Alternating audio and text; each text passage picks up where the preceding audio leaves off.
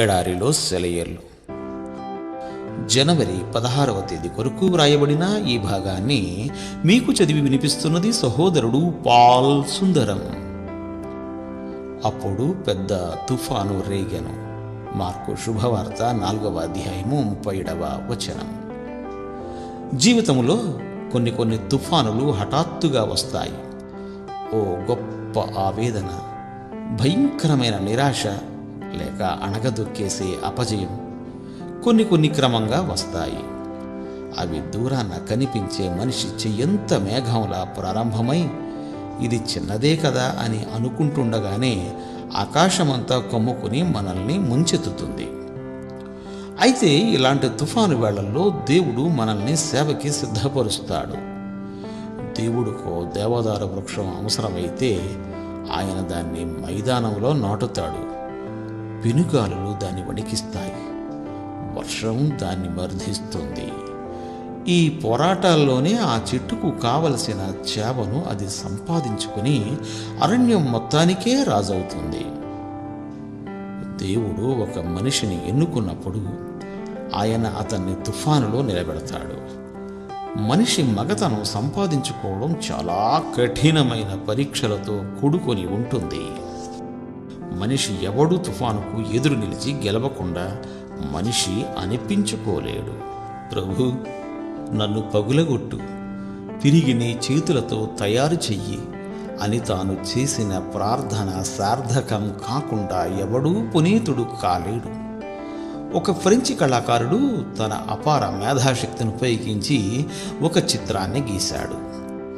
ఆ బొమ్మలో గొప్ప వేదాంతులు, అమరవీరులు, ప్రపంచంలో అన్ని రంగాల్లోనూ ప్రఖ్యాతిగాంచిన మహామహులంతా ఉన్నారు.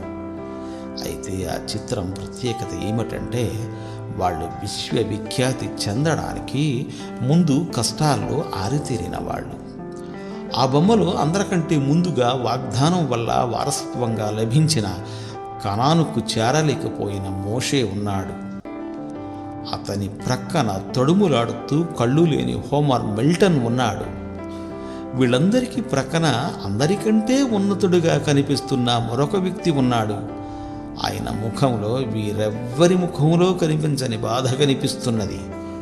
ఆ కళాఖండానికి తుఫాను అను పేరు సరిగ్గా సరిపోతుంది.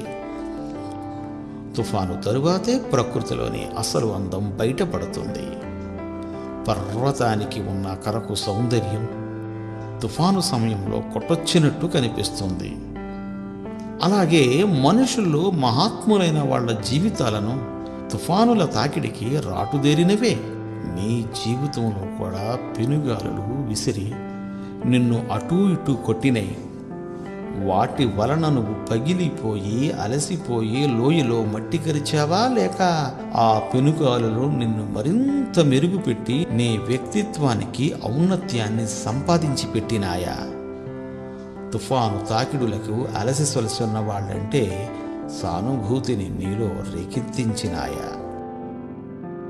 దేవుడు నాటిన వృక్షాన్ని ఏ ప్రభంజనమూ సృజించలేదు.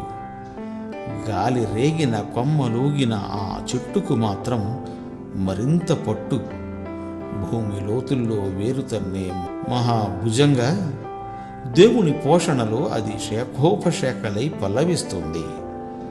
ప్రభువు గుర్తించే పాదసాన్ని కలిగించే తుఫాను లేదు.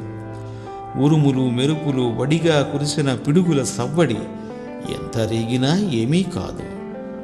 దేవుడు నాటిన దివ్య వృక్షం నిలకడగా ఉంటుంది, నిత్యం పుష్పిస్తుంది. దేవుడు మేము దీవించుగాక. Amen, amen.